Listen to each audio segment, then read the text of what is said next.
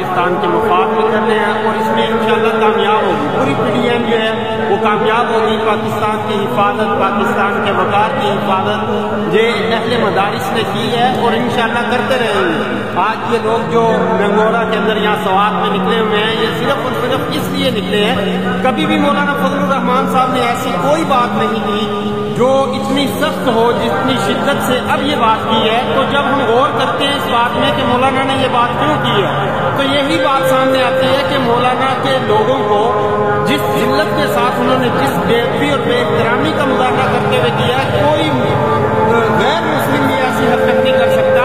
یہ جمہوری ملک ہے. اس ملک کے اندر صرف حکومت کو یہ مسئلہ پیش آ رہا ہے کہ حکومت جاتے جاتے جو ہے وہ اداروں کو بدنام کر کے جانا چاہتی ہے. اس کے علاوہ اور کوئی بات نہیں ہے. آج یہاں پہ سوات کے اندر آپ دیکھ سکتے ہیں کہ مولانا کے جیالے، مولانا کے دیوانے، مولانا کے اوپر جان قربان کرنے والے.